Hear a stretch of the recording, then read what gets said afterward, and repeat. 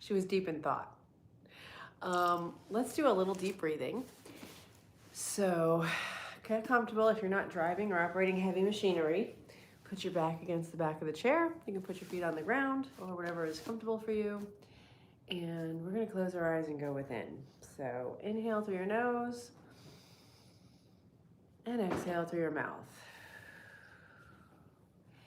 And with every breath, I want you to think about inhaling relaxation and holding it, and exhaling tension. Good. Hold it out. And inhale.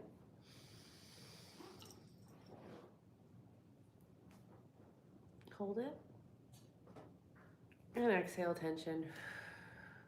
It doesn't belong to you. You don't have to hold it. Hold it out. And inhale healing oxygen and light and love.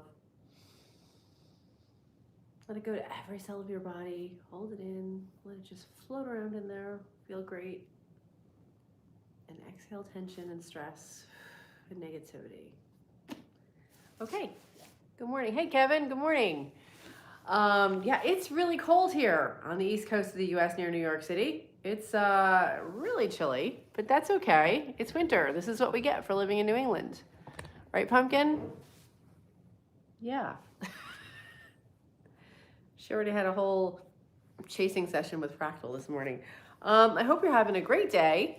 We're going to read the next portion on from breaking the habit of being yourself. And oh, by the way, I am in Mark Passio's How to Be the True Media course. It's a 6-month course. It's once a week for 26 weeks. And it's incredible. And we're learning about how to set up our computers, how to set up files and storage and all sorts of nuts and bolts so that we can take ownership of our, number one, of our tools, but number two, of our application of the tools, okay? And then it's really empowering. So somebody linked one of his older videos. He has a whole catalog, which I do want to get through. It's just right now I'm too busy.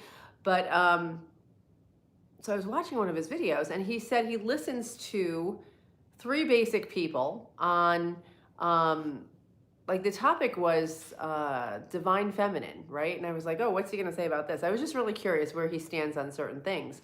And he basically said that he reads 3 books concerning epigenetics, which is above genetics.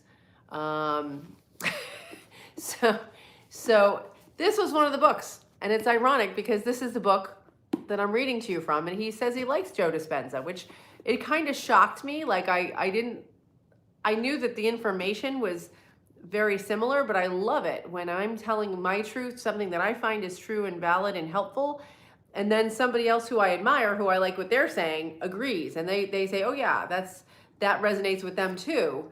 So it was so cool because he, like in this video, he had a picture of this book, and I was like, awesome. The other 2 people, one of them was Greg Braden, and I can't remember the other scientist he was quoting about this stuff, and he said these guys have really good information. So yeah. Hey, Art. Yeah, yes, we know you like nuts and bolts. It's funny. Hey, Edward, welcome. Yeah, I'm going to go teach a class in a little while, so I thought I'd wake everybody up with this color. So it's going to be good. But anyway, yeah, so I just thought that was really, like, that was very synchronistic, right? When I'm reading to you guys from this book, I happen to, like, he has probably maybe 400 or 500 videos probably on his website, and the one I tune into shows a picture of this actual book. So I consider things like that a sign that I'm on the right track, you know, and I like that. It just makes life more fun. It's like, oh, I giggled a little bit. I'm like, oh, he's reading that book too, and he recommends that book, and I love this book, and it was just fun. So, but that's a nerd. I'm a nerd. What are you gonna do? Okay, so here we go. So we talked about yesterday how our thoughts, and that's the basics of what we talk about. Positive thinking can't change our body chemistry by itself. We have to get to the subconscious. So in this book, we're going to go to that. Oh, hi there, Ray. By the way, I want to thank our moderator, Imran Hossain, to keep us positive and full of mom energy. And you're welcome to stay as long as you're hanging respectful, Ray. Okay, so our memorized feelings limit us to recreating the past. By definition, emotions are end products of past experiences in life. When you're in the midst of an experience, the brain receives vital information from external environment through 5 sensory pathways: sight, smell, sound, taste, and touch. As that cumulative sensory data reaches the brain and is processed, networks of neurons arrange themselves into specific patterns reflecting the external event. Okay. The moment those nerve cells string into place, the brain releases chemicals. Those chemicals are called, anybody know what that's called? An emotion or a feeling. In this book, I use the word feelings and emotions interchangeably because they are close enough for our understanding. So when we, like, let's say let's put this in practical terms, because sometimes I have to say, okay, what's he talking about? Because that's a lot of words and it's not going in. Okay, let's say we're in traffic.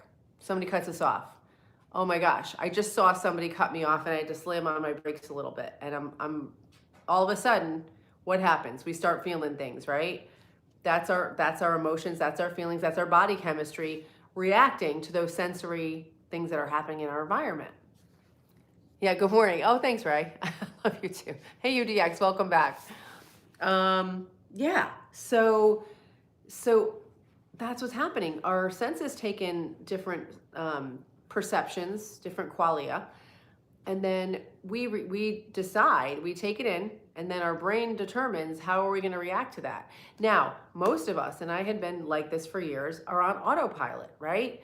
So I would have been like, oh, that jerk, what do they, and then maybe lay on the horn or do something, whatever, tailgate them or whatever you typically do when you don't even think about it, right? Or I could just say, I try to step back and say, wow, that person's really in a rush. I'm not going to let them mess up my chemistry. It's almost like I'm not a victim to you. Like, you can't hurt me. So bring it. Not bring it. I mean, I don't want to get into road rage with anybody, but I don't let it bother me as like I used to. So in this book, he uses the words feelings and emotions interchangeably because they're close enough, he says. When those emotions begin to chemically flood your body, so think back to our example, you detect a change in your internal order. You're thinking and feeling differently than you were just moments before. That's true. Like if somebody cuts you off, again, you get heightened sense of awareness. You might have had to slam on your brakes. You're a little bit aware, right? Your fight or flight system is trying to kick into high gear, right? Naturally, when you choose this change, naturally, when you notice this change in your internal state, you pay attention to whoever or whatever in your external environment caused that change. When you can identify whatever it was in your outer world that caused your internal change, that event in your outer world, that event in an end of itself is called a memory. Okay, so we can change that event instead of being something that is happening now. Once it happens, it's in the past. It's a memory. So then all we have is that current moment, I should say. Yeah. Yeah, no, I haven't, Ryan. I haven't heard of Marty Robbins. Ooh, that's beautiful, Jerry. Take in, pause. The magic happens in the silence and the space. That's gorgeous, Jerry. Thank you for sharing that. So you take in that situation. When you can identify whatever it was in your outer world that caused your internal change, that event in itself is called a memory. Neurologically and chemically, you encode that environmental information into your brain and body. Thus, you can remember experiences better because you recall how they felt at the time they happened. Feelings and emotions are a chemical record of past experiences. Wow, that's powerful stuff. So yeah, like the more something affected you emotionally or brought your feelings up, the more you're going to remember it. Yeah. Hi, Aja. Welcome back, Aja kids. Good to see you. For example, I like it when he gives an example. For example, your boss arrives for your performance review. You notice immediately that he looks red-faced and even irritated. As he starts speaking in a loud voice, you smell garlic on his breath.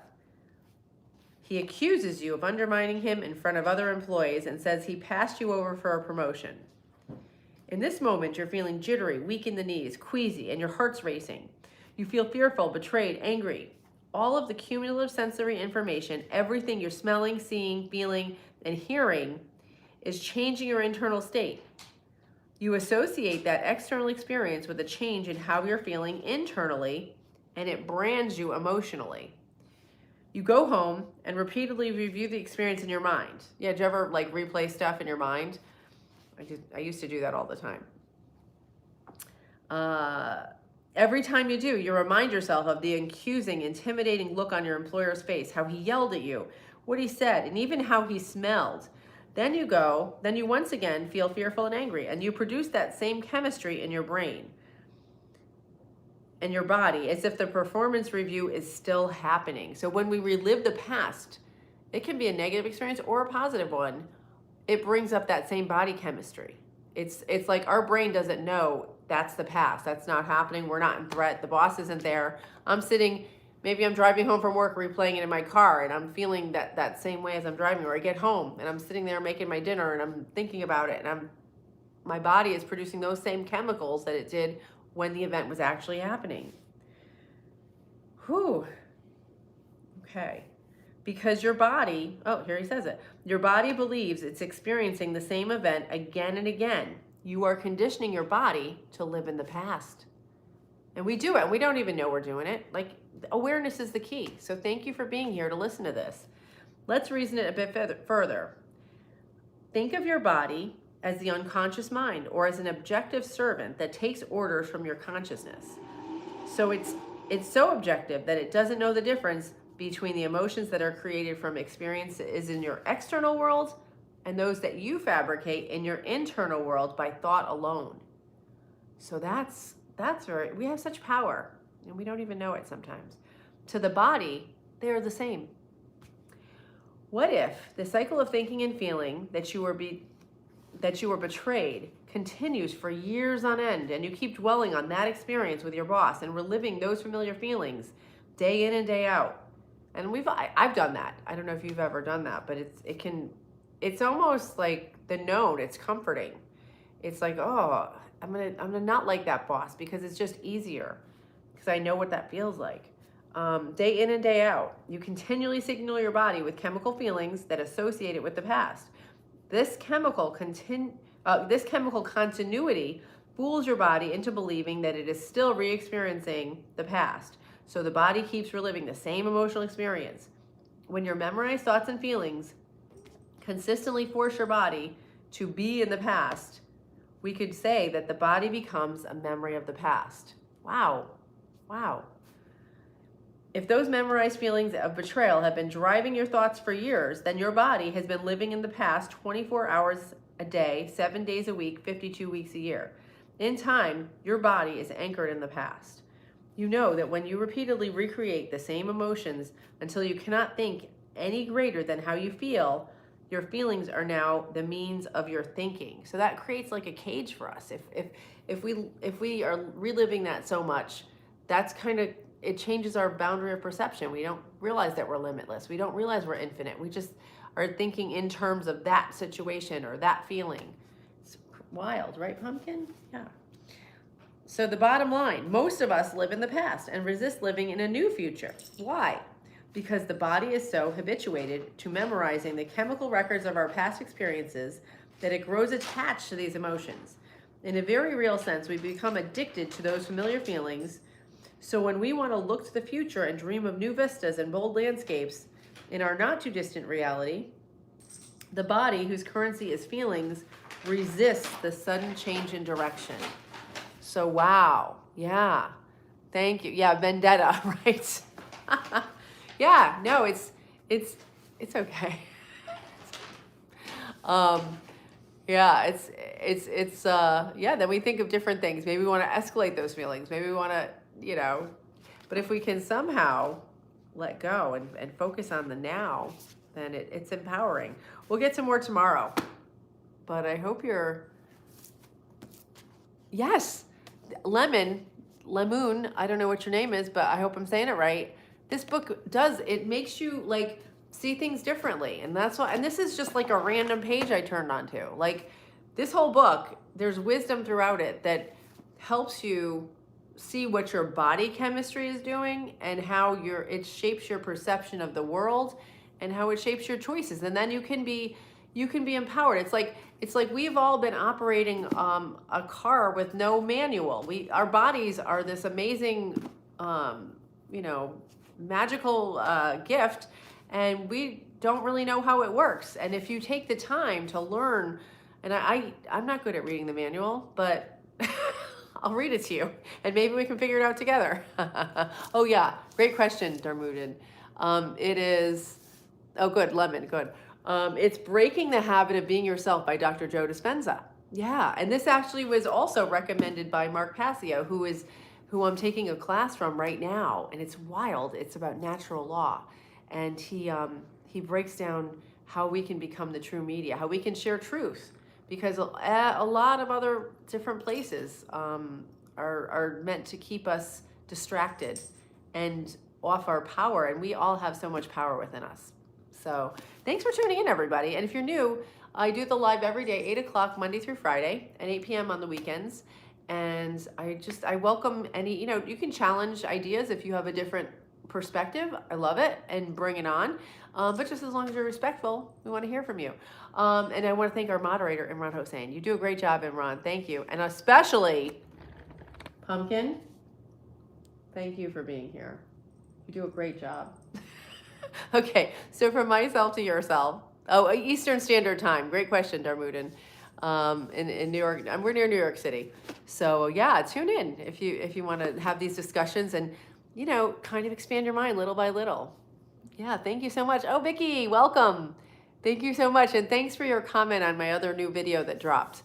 So I hope you guys have a great day and stay safe, and I'll see you guys tomorrow. I get to go teach Tai Chi. So I'll see you guys later.